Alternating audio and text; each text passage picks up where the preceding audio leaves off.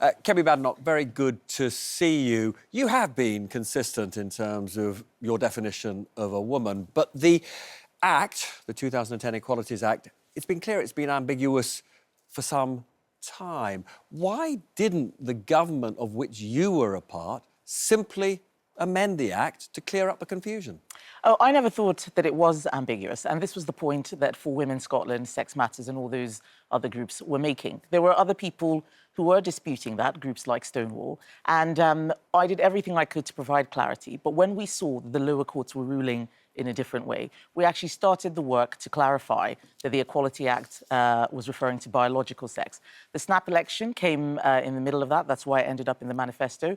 But across the board, I made sure that wherever we could, we were stopping self-ID, making it clear that puberty blockers were not suitable for gender-questioning children, and so much more to bring a lot more common sense into this space. Thousands of individuals, though, did believe that if they got a gender recognition certificate, and that wasn't an easy process, they had to have a medical diagnosis of gender dysphoria, they believed they could use, if they were trans women, women's spaces. They now feel abandoned and they're confused. They don't know the spaces they can use. Do you feel sympathy for them? Of course I do. And I'm very angry at many of those people who created that confusion. But the law is the law. It's why I'm pleased that the Supreme Court clarified it. And we need to make sure that we have provision for those people. That's one of the things that I did when I was Equalities Minister. I remember when I put out regulations on toilets and how to make sure we had provision for transgender people. And lots of people on the left were mocking me, calling me somebody who was obsessed about loos. But this is the kind of work that needs to be done to make sure that we look after those people. And just to be clear on one very specific aspect, is your view that, for example, in a hospital, there just has to be specific space for trans people? So this is one of the questions that gets asked quite frequently. And we have to remember that the number of transgender people is really, really small. This is not something that requires, whole new hospitals to be built. No, I wasn't suggesting that, but nonetheless, these are vulnerable people, yes, and they want to know how they're going to be treated. Hospitals can make provision, but the law is very clear. The Supreme Court has stated that people need to be where their biological sex is, where there are single-sex spaces. If a company or an organisation is not providing single-sex spaces, that's a different thing. There are some areas where that needs to happen, like in schools, for instance, or in hospitals with wards, and we should do everything we can to accommodate those people. But we cannot change the entire system for a very small minority. Women, in particular, need privacy and dignity.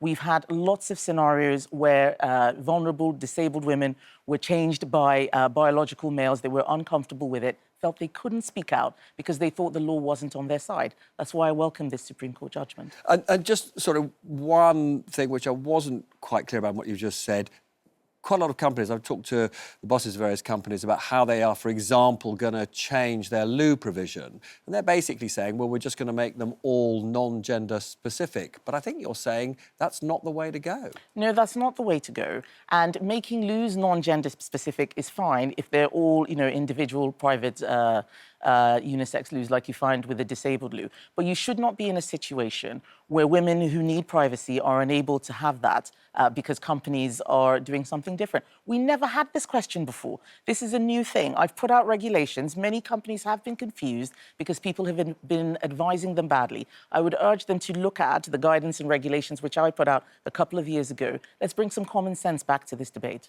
Now, there's lots I need to talk to you about tonight. One of the things we want to look at is net zero and energy policy, and Anusha's just going to share some data with you. Yeah, that's right. The Conservatives, under your leadership, say they will slow the route to net zero. So I just want to focus on that for a minute, starting with steel. Some say net zero is driving high energy prices in the sector. Is that right? This suggests not really. This chart from UK Steel shows prices in France, in Germany and over here in the UK.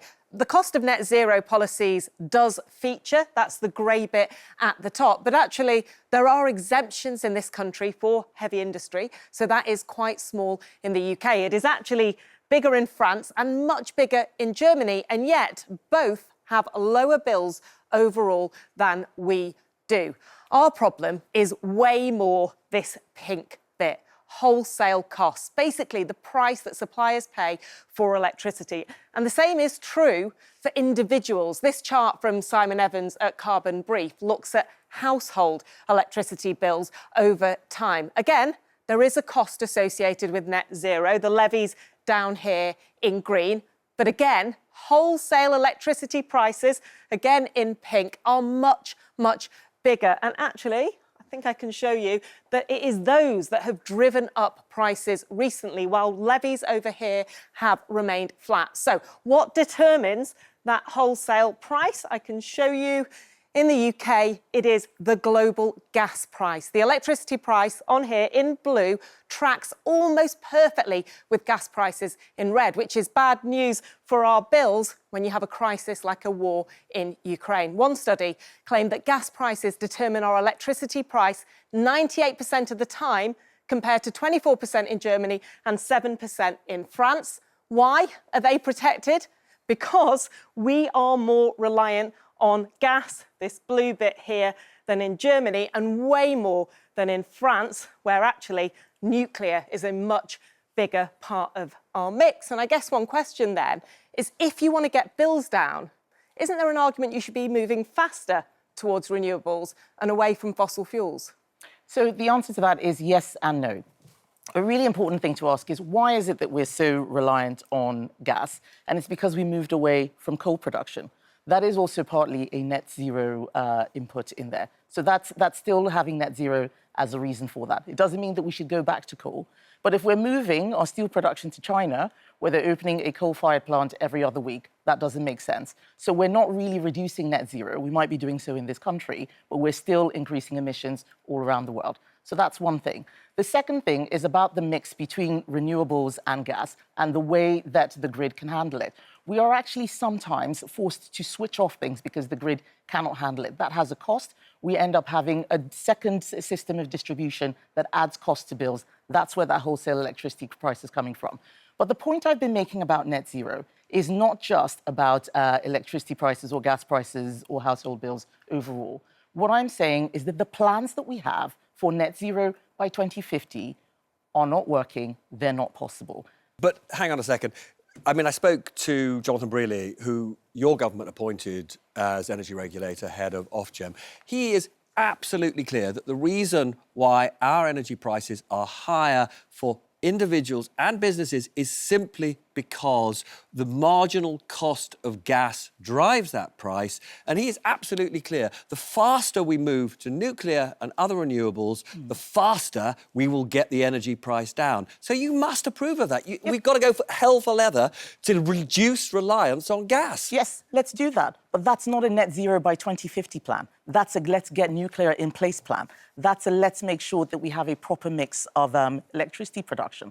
We cannot bankrupt our country by pursuing a plan that doesn't work. And we can come back to this another time, but most people wouldn't say, they just don't understand why you're obsessed with net zero by 2050. What they're interested in is get power down, and if renewables do that, let's just do it. Yes, but renewables aren't doing that. At the moment... But they are.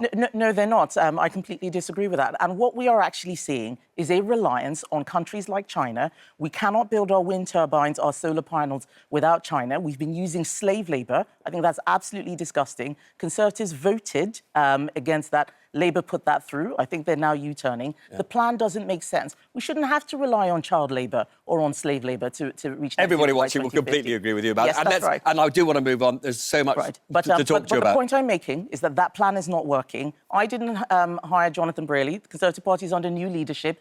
We need to do things differently. And that's one of the things that we're changing. OK, I do need to talk to you about that more, but it's going to have to be another time, annoyingly. Now, however, I do need to move on to the recording of what your Justice Secretary told students. He said to them that he felt there had to be some kind of coalition with reform before the general election. Now, I know he's saying that is just somehow or other he's got to get reform voters. But I listened to it. It sounds to me as though he wants a pact. Well, I've been very clear that there will be no pact. Reform, Nigel Farage has said that their aim is to destroy the Conservative Party. My job and Robert's job is to make sure that the Conservative Party, which has been around for hundreds of years, continues to be around. But have you had a chance to talk? But have you had a chance to talk to him since he made those remarks? Yes, I saw him. I saw him earlier today, and I think those remarks are being overblown. He's made a point that I do agree with. We lost a lot of votes to reform. We had a very, very heavy defeat last year. We're going to have very challenging local election results next year. They're going to be absolutely, difficult compared to where we were 4 years ago. We have to get the votes back of people we lost. And at that last election, people voted particularly for reform, but other parties because they didn't want Conservatives. That means making sure we have a centre-right offer that is compelling. And that is going to need us getting those voters back. There's nothing controversial in that. I mean, Tory peer Rob Hayward, respected pollster, I'm sure you know him, says these local elections won't just be bad, they'll be a disaster for your party. You are currently in third place at the polls. At what point do you start to think, well, maybe it's about me? Well, given that the last oppositions were there for 14 years, 13 years and 18 years, I think 5.5 months, I've got a little bit of time before it's about me. But what Rob is saying is very true. 4 years ago, we fought those elections when we were polling on a high, well above average. Boris Johnson was Prime Minister. It was a vaccine bounce. We won 2/3 of the seats we stood in. That's unprecedented. No party's ever done that. So even if we went back to average, we'd lose seats, let alone where we are polling now. Your mission is to destroy reform. Most people would say that Rob Jenrick is campaigning for himself, not the Tory party. Do you genuinely still have confidence in him? My mission is to make sure that the Conservative Party gets back into government by offering a compelling centre-right offer. I have a great team. Rob is somebody who does a lot of work selling the Conservative message. And himself. He has done what I asked him to do. I said, go after Labour, go on sentencing. That was the first thing I said. Lots of people complained that I was making him Shadow Justice Secretary. Now they're saying he's doing a good job. That is a reflection of my judgment, and that's what I want to see across the Shadow Cabinet. Kemi Badenoch, really good to see you. Thanks for coming in. Thank you, Robert. Be sure to like, subscribe and turn on all post notifications to catch the ills, spills and thrills of the mad, mad world of politics.